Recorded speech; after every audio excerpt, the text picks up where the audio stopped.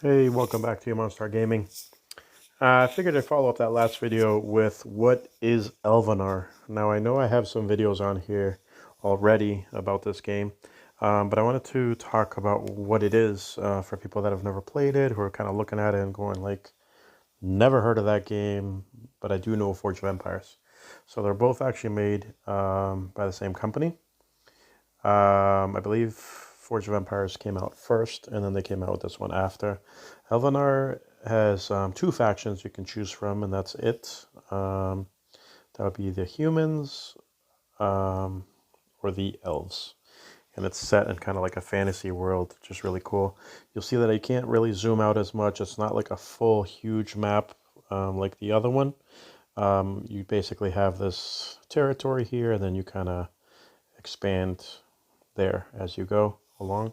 Both of them are actually PC game, like browser games, so you can have that experience, which gives you slightly better graphics and some different functionality that's probably a little bit easier to maneuver with, but and I believe you can zoom out further on the PC. But either way, like this is actually a really fun game too, so I wanted to talk about it in this way. Very, very similar to Forge of Empires, where you have a skill tree here of different things, and these are the different chapters. Um, these are the different eras. I'm on era 5, and let's see. Yeah, I still have a bunch here to complete before I get to era 6. Or actually, what is this one called? Does it have a name? Yeah, era 6. Which is fine. You know, I don't. Once again, this is a game that's going to take you a while. So in this game, you have these, which are knowledge points. You get a limit of 10, and they rejuvenate once an hour. One of them per hour. Um, this one is interesting because the fighting aspect of this game is fairly minimal. You know, you can't pillage other people, people can't pillage you, so it's very mild that way. For some people, they're so used to pillaging, you know, dominations, Clash of Clans, Forge of Empires. There can be pillaging and looting, so you have to kind of be mindful. This game is a little bit more relaxed in that regard, but it still has so much going on. What I found between the two games is initially the graphics were better on this game versus the other one. I do like the look of the realistic houses and stuff in Forge of Empires, um, the new ages. Everything looks really cool. You have real buildings from history in there and things like that. So my history buff side of me really appreciates that game for that. But it's tough, you know, if you don't play for a little while, or you're not paying attention to what's going on, you can get pillaged pretty quickly, and that I kind of found very annoying. And that's one of the things that kind of puts me off of Forge of Empires is as you progress, as you start producing a lot more goods and things like that, you need to make sure that you're adequately defending them. So you always feel like you have pressure to fight and expand, but also pressure to be able to defend well and pressure to uh, progress and do well. This game kind of changes that, and it's funny because I do play this one from time to time. I want to play Forge of Empires more often. I want to do so much more with that one, but sometimes you don't want to pillage all the time. Sometimes you don't want to jump into the game and see, oh, they stole like all this stuff from me.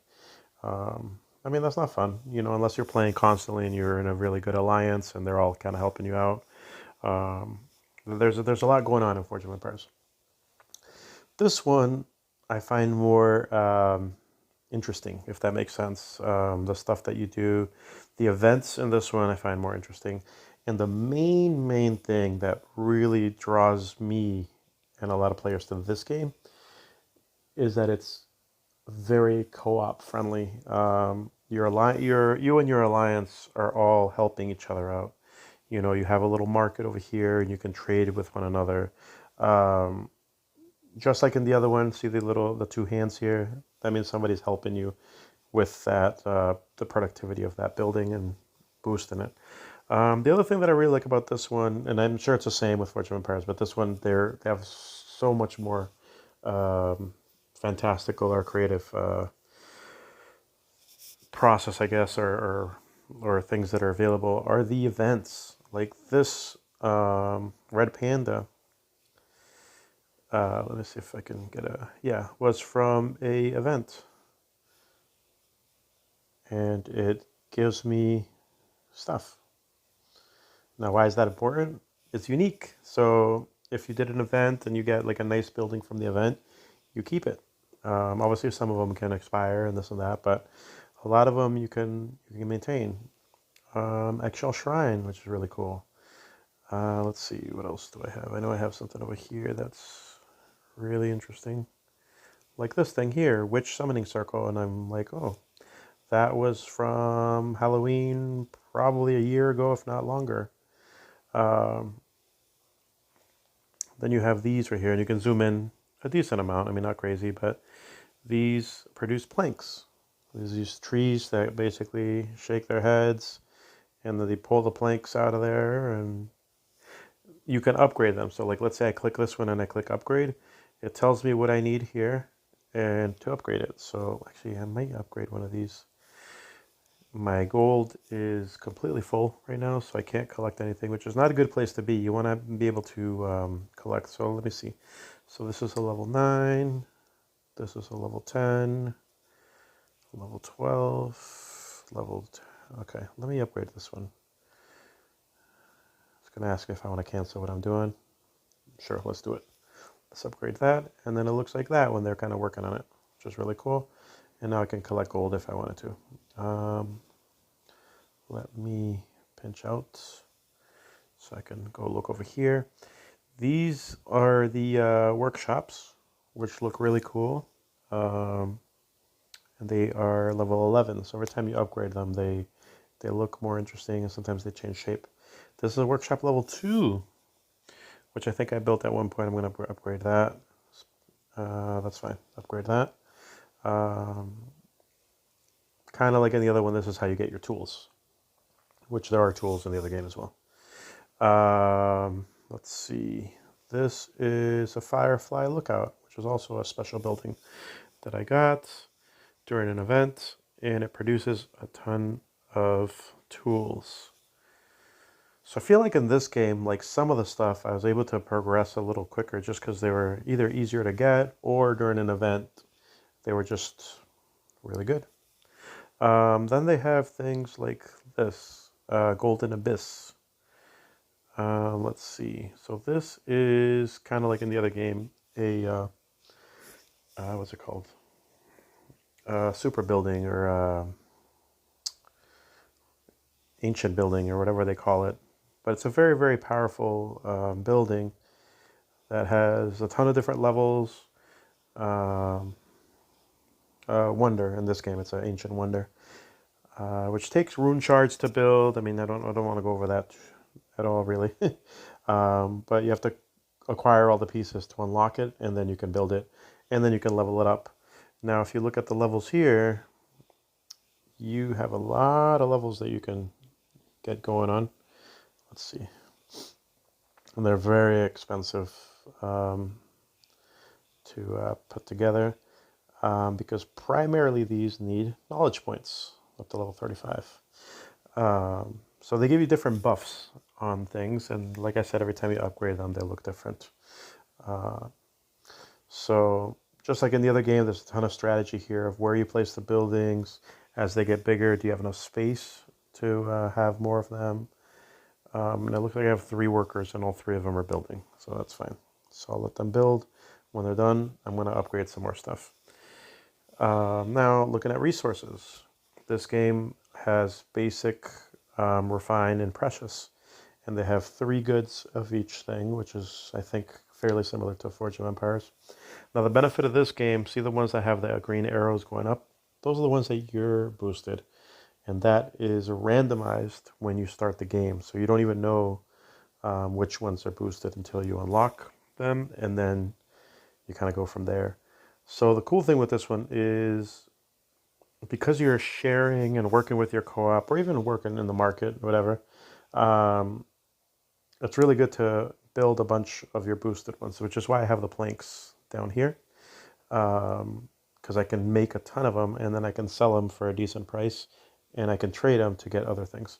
So it looks like I'm pretty low on, I think that's iron. So let me go here and I'm going to place an offer. I need more, I think that's metal or something like that. So let me do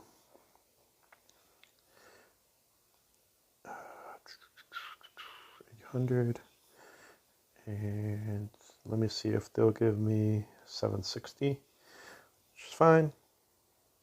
If you make it a even trade or beneficial for the other party, it's more likely to go through. So I'm going to throw that out there and see if I can get some. And these are the things that I'm working on. Those are going to take a little while. Just like in the other game, you have a little quests that you can work on, and then these are notifications of different things that happen. So some of these windows are a little bit bigger than the other one in the other game, so this is actually easier to press things here. Sorry about that.